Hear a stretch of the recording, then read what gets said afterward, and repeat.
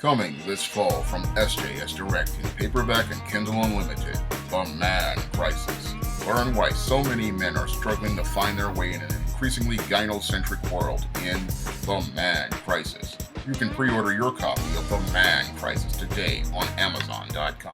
Men have been leaving the workforce ever since the Great Recession. And today, we only have about 7% of men these days actively looking for full-time employment. And one of the reasons why so many men have left the American workforce is what I call the HR brick wall. Now, the HR brick wall is not a physical wall. It is a wall created by female human resource employees and beta male human resource employees that prevents men from being able to enter the workforce. Now, human resource departments in most major American corporations are run primarily by women. And most human resource departments, because they are run by women, have something going on in the social interactions called female owned group preference.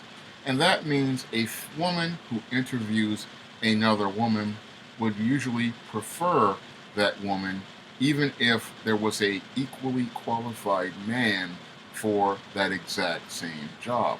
And what exacerbates this situation of female-owned group preference is the fact that many of these women who come out of universities have been indoctrinated to this feminist culture, and they believe that many women are still being oppressed here in America, and because women are oppressed here in America, they believe that they have to make things equal by applying their female-owned group preference to hire more women and not hire men. And because these women use their female-owned group preference to hire women, this is why America's workforce today is a majority women. And this majority of women, what they have done is they created this HR brick wall. And this HR brick wall is something that most men just can't get over in order to find full-time employment. And because many of these men, when they go out and submit resumes at things like job fairs or apply for jobs online, they run into this HR brick wall over the course of months, or as in the case of my own life, 9 years. What they do is they become frustrated, they become angry, and they just become discouraged from applying for full-time jobs because they realize that there is no way they can overcome this HR brick wall erected by all of these women who are working in the human resources department and even the managers of some departments. And because they just can't get over the HR brick wall, this is why so many men have decided to just opt out of the American job market and have decided to go try to pursue other ventures in order to make a living. Because when it comes down to this HR brick wall, this is something I ran into myself when I took the civil service test for CUNY office assistant after I lost my job in 2008. Now, I took a second civil service test and I ran right into the HR brick wall. And the HR brick wall, again, is these females, and when they're erecting this wall up, these women put on defensive body language. They make no effort to ask any man any sort of questions as related to the job, and they are very, very hostile towards male candidates for employment. And in that situation, usually men don't get hired and women get hired instead, and that's what leads to discrimination that men just can't prove because when it comes down to this HR brick wall, what happens is because companies get tax breaks and tax credits for hiring women, they can get away with discriminating against men. And that's how the HR brick wall works, because it is partially funded and supported by the United States government. And they believe that by hiring more women, it's going to lead to a diverse workforce. Unfortunately, what it does is it prevents men from entering the workforce and being able to compete in the workforce. Because as a guy myself who has been out of work for so long, the HR brick wall has literally prevented me from being able to find full-time employment. And when it comes down to, again, these people who are in HR, in most cases, again, they are extremely hostile towards men in these interviews. They have really nasty attitudes towards men. They have they really do not try to answer any sort of questions. And when it comes down to black men, some of them can be downright racist and discriminatory. And some of the black women, what they will do is they will start projecting their past experiences from boyfriends and husbands onto you and use that as a reason not to hire you.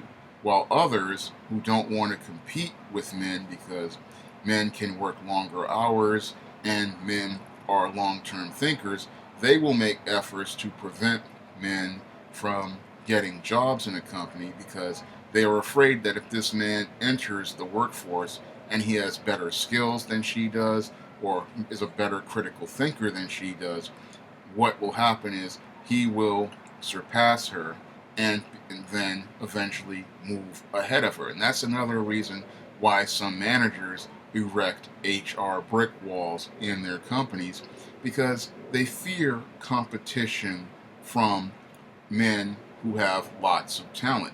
However, what happens when companies have these women erecting these HR brick walls is they impede their own growth, because what happens is if you don't have talented men, creative men, and imaginative men, what happens is you can't create new markets, you can't create new products, you can't create derivative products, and you can't reach new audiences. Because when you have this HR brick wall up that keeps talent from coming in, you don't have someone who can create products that go out in a company. And when you don't have people who create products that go out in a company, that company cannot grow, that company cannot expand, and that company can't go out here and hire new employees that will help the business improve its products. Because when it comes down to most women in the workplace,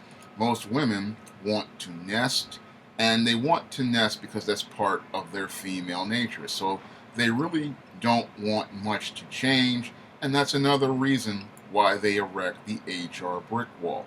Most women want the company to stay the same and provide the same products, provide the same services, because they want an environment that's comfortable for them. But business is not about comfort. Business is about competition, and part of competition is being comfortable with change. And most men are comfortable with change because they know they have to adapt in order to survive. They have to develop new skills in order to survive. They have to create new marketplaces, reach new customers, and reach new customer bases if they hope to survive. And that means making yourself vulnerable, making yourself open, and trying to foster and build relationships with people. But women don't want to do that. Again, their nature is nesting, their nature is protecting the nest, and part of protecting that nest is erecting that HR brick wall. And the HR brick wall is only the first line of defense for most of these females. The second line is the group of beta males they hire to work for them. Now, these beta males, their job is to protect the company and protect the women in the company. And their job is also to do the work of the women while they nest. And again, all of these women, what they do with this HR brick wall is, again, impede the long-term growth of a business, because when you have an HR brick wall, what that does is it prevents talent from coming in, products from going out, and prevents a business from expanding. And it also costs you good talent, because if anyone disagrees with the females in the business, they then report them to human resources on charges and then use this as a reason for termination. So instead of a business serving the customer, it eventually devolves into a fiefdom that serves the female. And I've seen this in municipal jobs like the ones I had at City College of New York. And that's not an environment you want to be in, because it's not an environment anyone can develop and grow in. Because when it comes down to businesses with an HR brick wall and a gynocentric fiefdom, there is no ability for a person to develop new skills, learn valuable work experience, or start working towards that next job, because everything is about comfort. And because you're comfortable, you don't think about trying to develop those new skills or take on those new challenges. You just wind up nesting like the females.